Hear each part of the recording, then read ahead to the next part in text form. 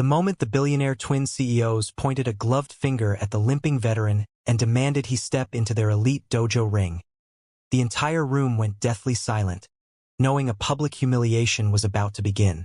Subscribe to my YouTube channel and tell me from where you watch this video, because this story is about to prove that the hardest fights are never against an opponent you can see. This wasn't just about karate. This was about Mark, a man whose life had become an endless series of retreating footsteps, a man who carried the invisible weight of a war that never really ended for him, and the very visible weight of being the only shield protecting his 7-year-old daughter, Lily, from a world that didn't care if they drowned. Mark was the night janitor at the Apex Institute, a gleaming glass fortress dedicated to human perfection, run by the Kane twins, Alex and Marcus, flawless specimens of athletic and corporate dominance who wore black belts like tailored suits and treated the world below their penthouse dojo like a petri dish of mediocrity. Every night, Mark dragged his stiff, scarred right leg, a souvenir from a roadside bomb in Kandahar, across their marble floors, buffing away the scuff marks of shoes worth more than his car. His head down, his spirit locked in a cage of exhaustion. He was invisible to them, just another piece of aging machinery that made noise when it moved, until the night he lingered a second too long by the dojo glass, watching the twins execute a synchronized kata with breathtaking, lethal precision. He wasn't watching with envy. He was watching with memory, his muscles twitching with the phantom echoes of his own past training before the uniform, before the shrapnel, before the wife he adored walked out because she couldn't handle the silence that filled their small apartment. Marcus Kane, the more aggressive twin, caught the reflection of the janitor in the glass, a smudge of gray against their pristine white world, and stopped mid-strike, a cruel smile spreading across his face like a crack in ice. He didn't see a man. He saw an amusement, something to break the monotony of their perfection. So he opened the heavy glass door, and the smell of expensive leather and sweat hit Mark like a physical blow. Marcus didn't ask, he commanded, his voice echoing off the high ceilings, throwing a pair of spare sparring gloves at Mark's feet and asking if the old warhorse still had any kick left in him, or if he was just good for pushing a broom. The surrounding students, acolytes of the Kane twins who paid thousands just to breathe the same air, snickered, their eyes darting between their golden gods and the man in the faded gray jumpsuit whose boots were held together with duct tape. Mark's first instinct was to apologize, to back away, to shrink back into the invisibility that was his only safety. But then he thought of Lily waiting at home in their basement apartment where the heating was currently turned off because the choice had been heat or groceries. He thought of the overdue notices stacked on the kitchen counter, and the look in Lily's eyes when she told him her sneakers were too small, but it was okay. She could curl her toes. Marcus saw the hesitation and raised the stakes, dropping a thick envelope onto the mat with a heavy thud, announcing that if the janitor could last just 3 minutes, one single round with either twin, the $10,000 inside was his, no strings attached, tax-free, enough to change everything for the little girl who was his entire universe. The room buzzed with the sickening energy of a gladiatorial arena, the rich kids salivating at the prospect of seeing someone desperate dance for their amusement.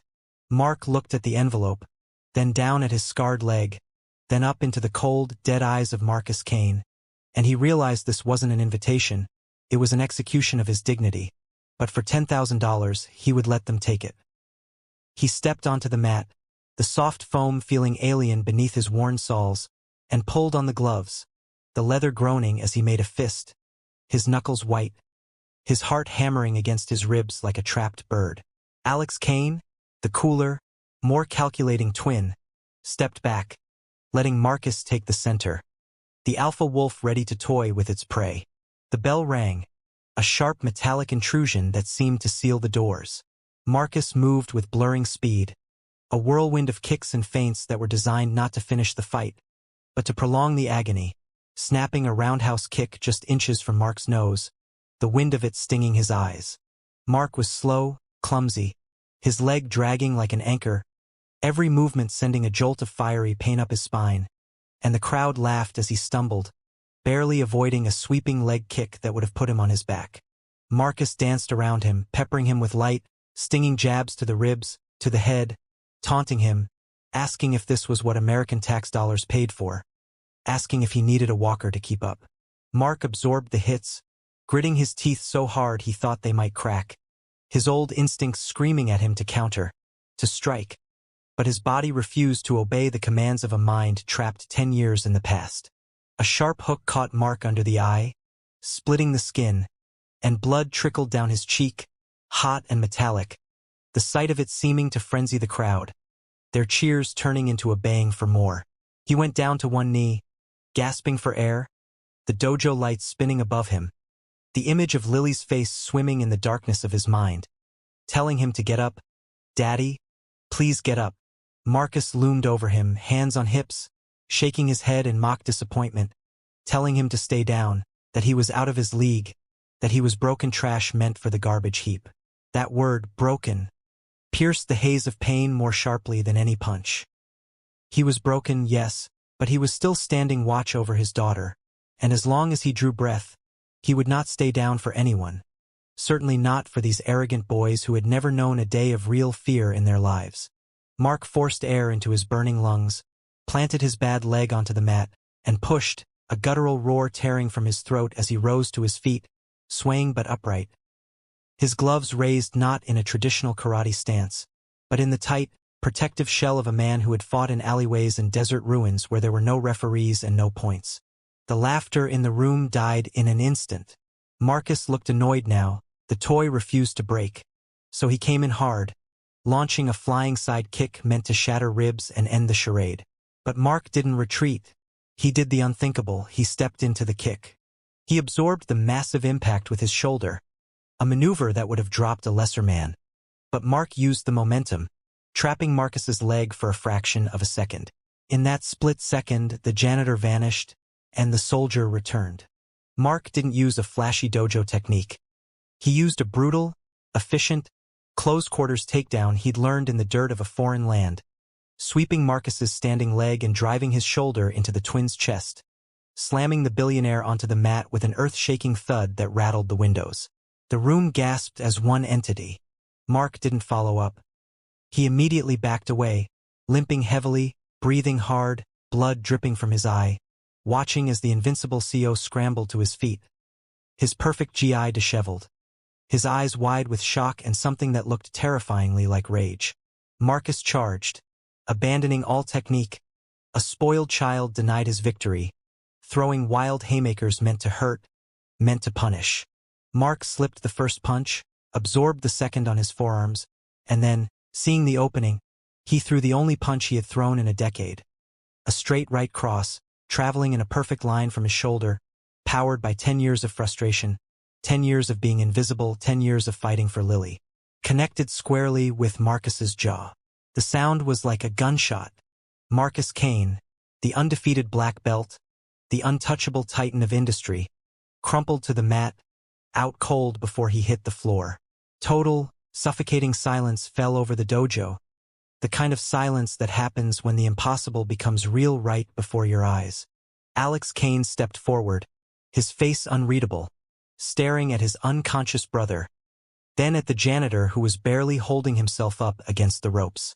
The students held their breath, waiting for the retribution, waiting for security to be called, waiting for Mark to be destroyed for his insolence. Mark just stood there, the adrenaline fading, the pain returning tenfold, waiting for the inevitable firing, the police, the end of everything. Alex walked slowly towards Mark, stopping just a foot away, and locked eyes with the veteran, the tension so thick it felt like the air itself might ignite. Then, slowly, deliberately, Alex Kane bowed deep and low, a sign of ultimate respect.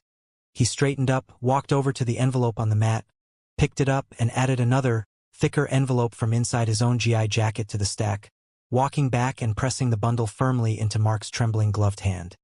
He didn't speak to the room. He spoke only to Mark, his voice quiet and intense, telling him that the test wasn't about fighting. The test was about spirit. He told him that for 6 months, they had been looking for someone to head their global security division, a job that required not just skill, but the kind of unbreakable resilience that couldn't be taught in a dojo, the kind of fortitude that only comes from being broken and refusing to stay down. They had watched him night after night, seen his discipline, his quiet suffering, and tonight was the final interview. Marcus groaned on the mat, blinking awake, and as he sat up, rubbing his jaw, He looked at Mark not with anger, but with a dawning realization and a nod of grudging respect. Alex told Mark to go home to his daughter, to pay his bills, and to buy a new suit, because his new salary starting tomorrow was $200,000 a year, plus full benefits for him and Lily.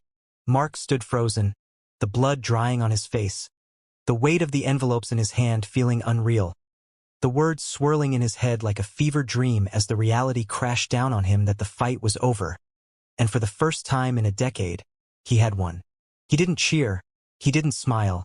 He just closed his eyes as a single tear cut through the blood on his cheek, whispered Lily's name, and limped out of the dojo, leaving a trail of bloody footprints on the pristine white mats. Footprints that proved a father's love is the most dangerous weapon in the world.